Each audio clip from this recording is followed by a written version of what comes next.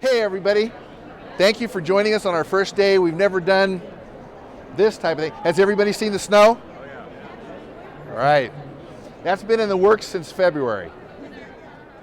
Okay, so obviously you're all here to figure out what's different about us. You know, because I know everybody's heard, that we're so effective, we can do tetracycline, etc.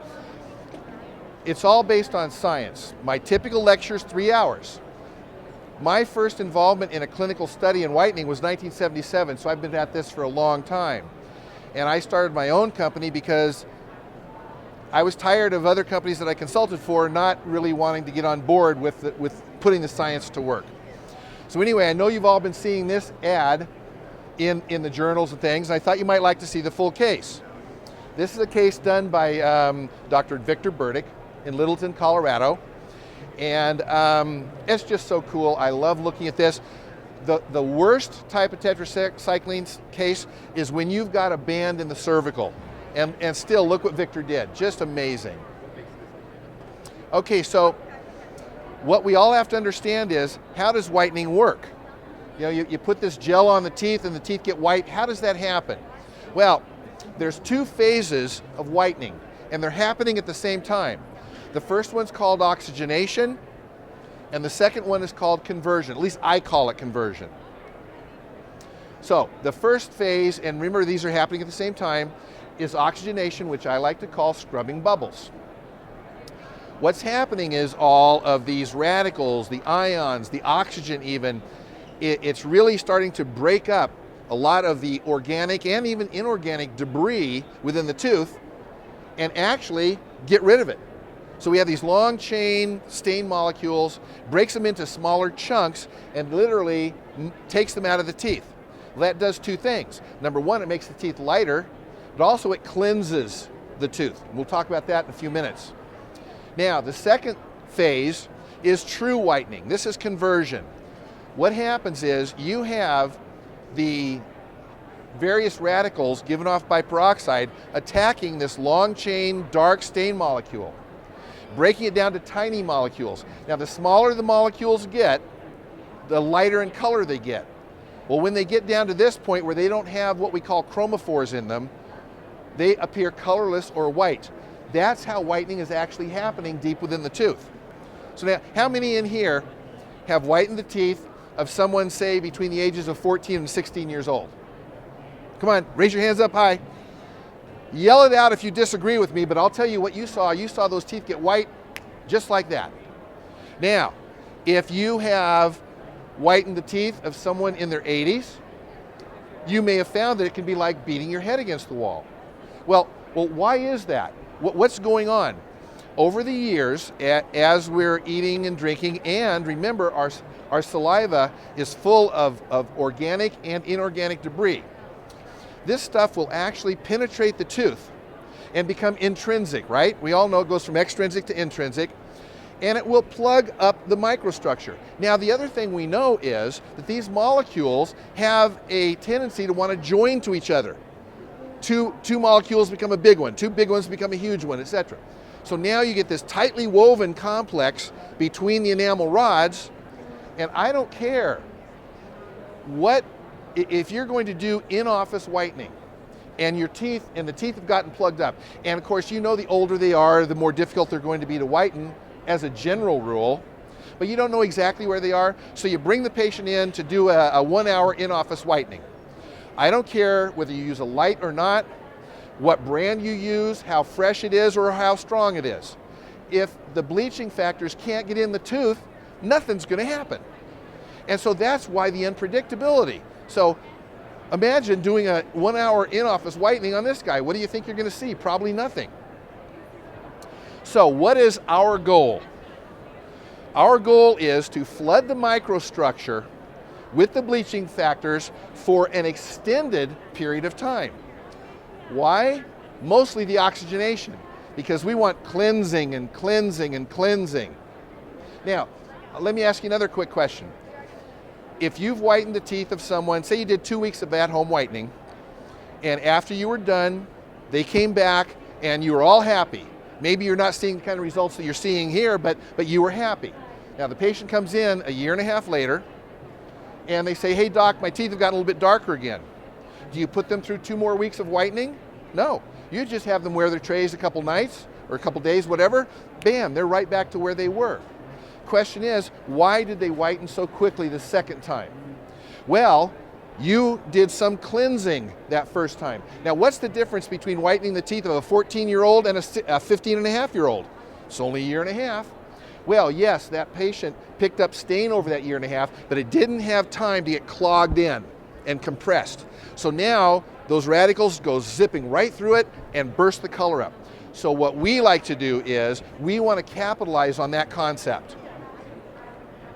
Now, I know that all of you have either read or heard of the studies, multiple studies have been done, that show that your typical custom-made whitening trays that we make in dental offices or dental labs, along with the typical gels out there, result in only 25 to 35 minutes of active whitening, after which it tapers off rapidly. Why? Why is that? Well, it's because of this. Saliva and sulcular fluid. They both have very high concentrations of a natural antioxidant that we call peroxidase. Now the only job of peroxidase is to destroy peroxide on contact. So here's what happens. The saliva gets underneath the tray and the sulcular fluid gets underneath the tray and it destroys peroxide on contact. Now here's the interesting thing. When they're doing these studies that we've all heard about or read, where they're taking their grab samples, so they're to see how much it's been used up, they're taking it from the middle third. Where does the saliva get in first? In the cervical. So we know that if we're only getting 25 to 35 minutes of aggressive whitening in the middle third, we're seeing a lot less in the cervical. So that's one reason why you typically see the cervicals lagging even further behind than you would normally expect. So again, what is our goal? Prolonged whitening with oxygenation. So how do we do that? We start out with something that I used to call deep bleaching trays. Now we call them core seal trays. But what these trays do is, right along the cervical of the tooth, they compress against the tooth, and when you get the gel in, they create a seal that seals the gel in, but more importantly, it seals out the saliva and the sulcular fluid. So now, right there, that's where the seal is. Notice it's not covering the gingival margins. If it covers the gingival margins at all, it's going to force the sulcular fluid right into the trays, and we're dead in the water. So now, when you have the proper physical properties, because remember, if you don't have a tray that seals like this, what do you got to do? You have to make a gel that's really, really viscous and really insoluble to help fight the saliva coming in. We don't want to do that because it's harder for the bleaching factors to get out of the gel. So what we use is a lower viscosity, still viscous, but lower viscosity and 100% soluble, so that now those whitening factors can just zip right into the tooth.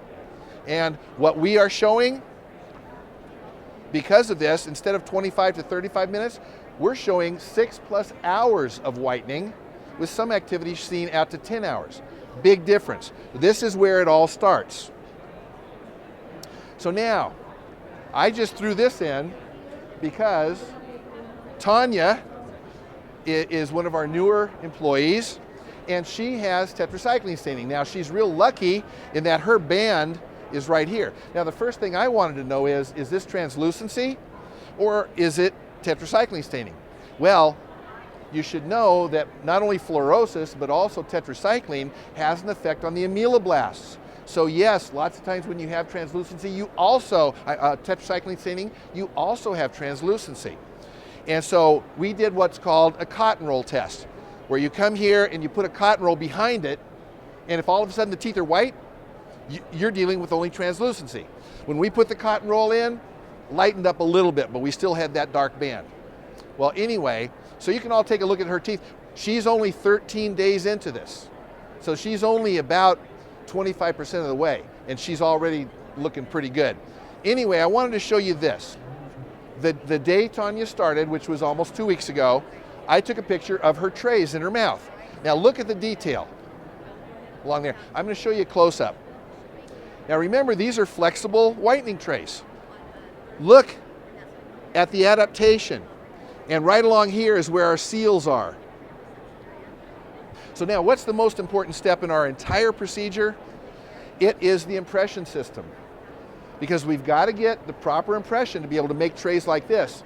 We not only have to capture the gingival margins, we have to capture the gingival crevices. And we need to do that facial and lingual, anterior and posterior, because everybody functions a little bit at night. Not everybody's a grinder or bruxer, but everybody functions. So if you have this tray that moves a little bit, the sides flex out, saliva gets under, and you're dead in the water. So that's what we capture. Facial, lingual, anterior, posterior. And it's a whole different type of an impression system that of course you're taught, and the training comes with the system and the whole bit. One of the things that has been a pet peeve of mine that no other company that I've consulted for wanted to deal with, and that is realizing that all whitening gels are unstable chemicals. That's a good thing. They're supposed to be. That's why when we put them in the mouth, they can break down. But we all know that without refrigeration, unstable chemicals will start to break down immediately upon manufacture. And when they're in trucks being shipped here and there where it's hot, they break down even faster. So, when I started my company, very first thing I did is what I had told all these other companies they needed to do, and nobody wanted to spend the money or make the effort to do it, and that was constant refrigeration. So from the instant of manufacture till the instant it gets into your office and goes into your refrigerator, it's refrigerated. So what this means is we don't have to use stabilizers. We don't, we can keep our chemistry extremely fresh. So now, another thing that a lot of you have heard is sensitivity. And some people say, Rod, it doesn't make sense. Your system is so effective, why doesn't it cause a lot of sensitivity along with that? Well, there's two basic reasons. One is, I'll go back to refrigeration. Well, we all know the hydrodynamic theory that says that when you push or pull on dental tubular fluid, you cause discomfort. Osmolarity. The higher osmolarity the bleaching gel is, the more it pulls on that dental tubular fluid. Well, guess what? If you don't refrigerate these unstable chemicals, you've got to add chemical stabilizers in. There's two types. And these elevate the osmolarity. Now, when you compare a product like ours that is 100% aqueous, 100% neutral with buffering systems, to the products with stabilizer, with both types of stabilizers, theirs will be 11 times greater osmolarity, 11 times greater pull on that dental tubular fluid. So right there, all of our products are the lowest osmolarity possible. And we still, because of the refrigeration, we still achieve an 18 to 24 month shelf life. Now the second is desensitizer. Well, you know about that oxygenation cleansing I talked about. The downside of that is the oxygenation can remove smear plugs, causing more sensitivity. That's one of the reasons why we see sensitivity with whitening in general. Well, our desensitizer is a HEMA-based desensitizer that plugs dental tubules instantly. Now, this is not only used in the office, but it is used by the patients. They get the desensitizers they take home. So every night when they're whitening, any tubules that are opened, in the morning, they're applying this and replugging those tubules. So now, a lot of scuttlebutt has gone around about deep bleaching, and dentists will say, yeah, Rod, I heard your system's really incredible. Boy, it's a lot of work and it's really expensive. Well, to a slight degree that used to be true, but with all the more recent research of mine over the last 4 years, it now doesn't cost any more to do this than if you did a combination in-office and at-home with any of the other systems out there, and it takes no more time. Now, we have a system for basically every situation, but in general, you can do either at-home only whitening or a combination of at-home and in-office. And it just depends. Some offices do one, some offices do the other. Most offices do both. You give your patients the option depending upon how much they want to spend. So, I'm just going to go over the very basic steps. Now, the at-home only and the full system are exactly the same except at the end. So you start out with that unique impression that I talked about. And then there's the fabrication of the core seal trays. Now you're taught how to do that in the training. We have a lab that does an amazing job. Well, you saw a picture of that. Then your average patients wear the trays while they sleep for 14 nights. Of course, your difficult cases like tetracycline, they're going to do it longer. And every morning your patients are going to apply that desensitizer at home. And then they go into long-term maintenance. That's the at-home only system. Now, if you're doing the full system, you're doing exactly the same thing, except here at the end, you're doing an in-office with a higher concentration with the tri-barrel hydramide system. And you're going to be using retractors and paint on dam, etc. And then when you're done with that, then they go into their long-term maintenance. So now, how do you get started? You get started with the startup kit, which has all of the training information and everything that gets you started. Because our goal is to have dentists find a system that they love and keep using it. It doesn't do us any good for you to try our system and never use it again. That does nobody any good. So what we do to make it easy to get started is we greatly discount the startup kit, and we have a show special, of course, that my staff will be able to talk to you about. And then we have something else that I'm really, really proud of. Basically, I decided that I'm going to put my money where my whitening is. And so we are the only whitening company in the world to ever have a guarantee like this. You get a startup kit, and it could be for 10 patients, 5 or 2 or whatever, but you get a startup kit after you've done 2 cases. If you do not agree this is the most effective system, you can have all your money back. No one's ever offered that before.